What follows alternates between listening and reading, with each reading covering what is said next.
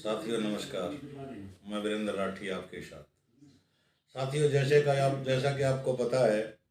कि पूरे हरियाणा प्रदेश के अंदर अब चुनाव का माहौल बन चुका है। पिछले 3 दिनों में कांग्रेस ने एक बहुत बड़ी कामयाब रैली सिरसा के अंदर की और एक रैली सफीदों के अंदर की, जहां पर काफ़ी उत्साहवर्धक भीड़ थी। लेकिन आज अचानक हरियाणा प्रदेश की राजनीति में कुछ ऐसी बातों ने जन्म लिया कि ऐसे कयास आज लगाए जाने लगे कि उनमें हम भूपेंद्र हुड्डा को मजबूत कहें या पार्टी हाईकमान ने कुछ और संदेश देने का इनको काम किया है, आप स्वयं अंदाज़ा लगा सकते हैं। आज आपको पता है कि भयंकर धुंध आसमान में छाई हुई थी, लेकिन सुबह राहुल गांधी जी अपने कुछ साथियों के साथ और कमांडो दस्ते के साथ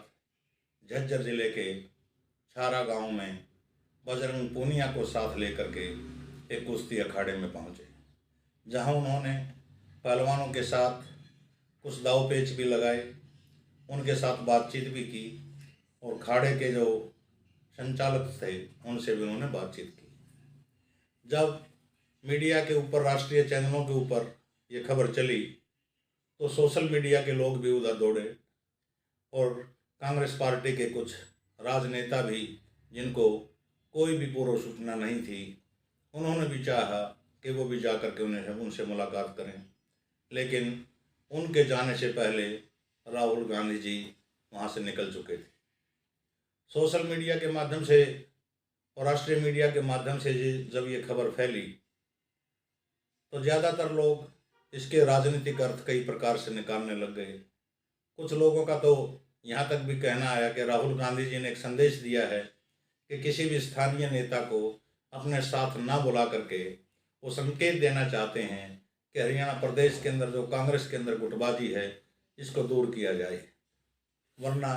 मैं किसी को ज़्यादा महत्व दे करके नहीं चलूँगा। लेकिन हैरानी की बात एक होती है, झज्जर के साथ लगता रोहतक जिला है और रोहतक के अंदर कांग्रेस पार्टी के कई दिग्गज नेताओं के निवास हैं।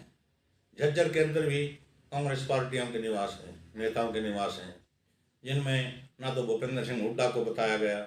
ना दीपेंद्र सिंह हुड्डा को बताया गया, ना झज्जर की विधायक गीता भूकल जी वहाँ पे थी और ना ही बेरी हल्के के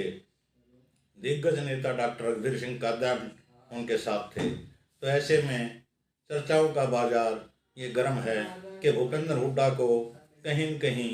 ये राहुल गांधी जी बताना चाहते हैं कि कांग्रेस के अंदर जो गुटों में कांग्रेस बटी है कि उसको एक किया जाए। ये मैं आपको लोगों की चर्चाएं बता रहा हूँ, ये मेरे व्यक्तिगत विचार नहीं है। जहाँ तक व्यक्तिगत विचारों की बात आती है तो एक चीज़ का संकेत कहीं न कहीं लगता है कि दो पहलवान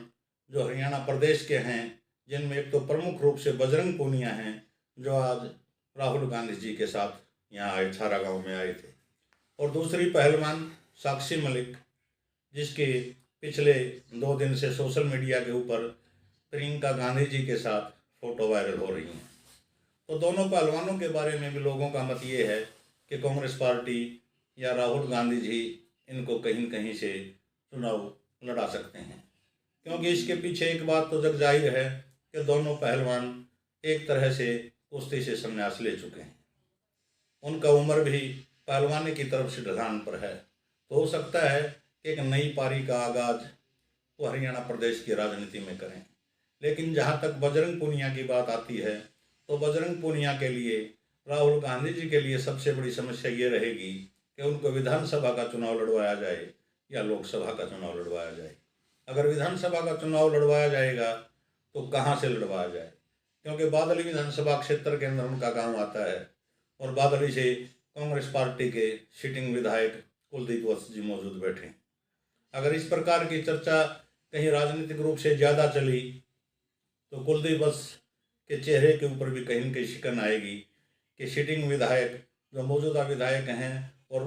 बड़े विश्वास पात्र आदमियों में भूपेंद्र हुड्डा जी की उनकी गिनती होती है, क्योंकि पीछे उन्होंने अपने समाज का एक बड़ा सम्मेलन, ब्राह्मण सम्मेलन भी रोहतक के अंदर बुलाया था और भूपेंद्र हुड्डा जी बतौर चीफ गेस्ट और कांग्रेस के बड़े नेता भी उस समारोह में शामिल थे। दूसरी तरफ बात आती है साक्षी मलिक की। साक्षी मलिक का साथियों गांव मोखरा पड़ता है और मोखरा हरियाणा प्रदेश के बड़े गांव में शुमार है, मलिक गोत्र का गांव है। लेकिन जहां तक महम से अगर एमएलए के चुनाव की हम चर्चा करें तो मैं नहीं मानता कि आनंद सिंह दांगी के परिवार से बाहर कांग्रेस पार्टी की टिकट महम के अंदर जाएगी, क्योंकि आनंद सिंह दांगी महम विधानसभा क्षेत्र से 9 चुनाव साथियों लड़ चुके हैं, जिनमें पहले 2 चुनाव उनके रद्द हुए थे, जो 1990 बाई इलेक्शन के नाम से, महम कांड के नाम से जिन चुनावों को जाना जाता है। उसके बाद 91 में, 96 में, 2000 में, 2005 में, 9 में, 14 में, 19 में लगातार आनंद सिंह दांगी जी वहाँ से विधायक का चुनाव लड़ते रहे हैं और 4 बार उन्होंने जीत भी हासिल की है और 3 बार हार भी उनकी हुई है। तो ऐसी परिस्थिति में अब की बार आनंद सिंह दांगी अपने बेटे बलराम दांगी को पूर्ण रूप से अपना राजनीतिक उत्तराधिकारी घोषित कर चुके हैं और अपना आशीर्वाद एक बड़ी रैली करके उन्होंने दीपेंद्र हुड्डा की मौजूदगी में और कांग्रेस के बड़े नेताओं की मौजूदगी में, प्रदेश अध्यक्ष की मौजूदगी में ये ऐलान कर चुके हैं कि महम से बलराम दांगी चुनाव लड़ेंगे। अगर साक्षी मलिक के ऊपर एमएलए की राजनीति की बात आती है तो साथियों महम की सीट किसी भी सूरत में आनंद सिंह दांगी उनके लिए नहीं छोड़ पाएंगे। फिर प्रश्न उठता है कि साक्षी मलिक को अगर विधानसभा का चुनाव नहीं लड़ा जाए तो लोकसभा का चुनाव कहाँ से लड़वाया जाए, चाहे वो बजरंग पूनिया है, चाहे वो साक्षी मलिक है। साथियों रोहतक लोकसभा का सबको पता है कि यहाँ के चर्चित चेहरे स्वयं दीपेंद्र हुड्डा जी रोहतक लोकसभा के उम्मीदवार के रूप में कांग्रेस पार्टी से चुनाव लड़ना चाहेंगे। फिर बात आती है सोनीपत लोकसभा क्षेत्र की। कहीं न कहीं एक कयास लोगों के मन में जरूर है और चर्चा है कि साक्षी मलिक जैसे मोखरा गांव की बेटी हैं और मलिक गोत्र की वोट ज़्यादा पड़ती हैं सोनीपत लोकसभा क्षेत्र के अंदर, जिसमें गोहाना की बेल्ट है और आपका जींद का जो इलाका पड़ता है यह क्षेत्र मलिक बाहुल क्षेत्र है। तो ये कयास जनता के अंदर ज़्यादा मात्रा में लग करके चल रही हैं कि पिछला चुनाव स्वयं भूपेंद्र हुड्डा जी ने सोनीपत लोकसभा क्षेत्र से लड़ा था, तो वहाँ कोई लोकसभा का मजबूत प्रत्याशी नहीं है। हो सकता है कि एक बड़े स्टार खिलाड़ी के रूप में साक्षी मलिक को प्रदेश के अंदर ही नहीं बल्कि देश के अंदर जाना जाता है कि उनको वो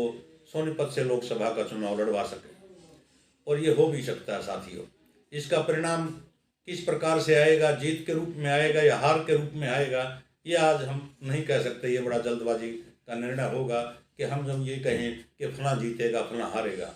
लेकिन आज के राहुल गांधी के दौरे ने हरियाणा प्रदेश की राजनीति के अंदर एक सुगबुगाहट जरूर पैदा की है। कुछ लोग इसको भूपेंद्र हुड्डा जी के पक्ष में लेकर के चल रहे हैं, कुछ इसके इनके विपक्ष में लेकर के चल रहे हैं, लेकिन कहीं न कहीं राजनीतिक गलियारों में जो चर्चा चलती है उसका कोई न कोई सार्थक पॉजिटिव या नेगेटिव कोई परिणाम साथी अवश्य निकलता है। लेकिन जिस प्रकार से राहुल गांधी जी और प्रियंका गांधी जी जो साक्षी मलिक से और बजरंग पूनिया से उनकी बार बार जो मुलाकात हो रही है पिछले कुछ समय से, उससे संकेत यही मिल रहे हैं कि कहीं न कहीं कांग्रेस आलाकमान जो है, हाईकमान जो है, तो दोनों पहलवानों के ऊपर कहीं न कहीं से चुनावी दाव खेल सकता है। बाकी जानकारी के लिए आप हमारे चैनल को देखते रहें। अगर हमारे विचार आपको अच्छे लगते हैं तो वीडियो को लाइक करें, शेयर करें। बहुत बहुत धन्यवाद।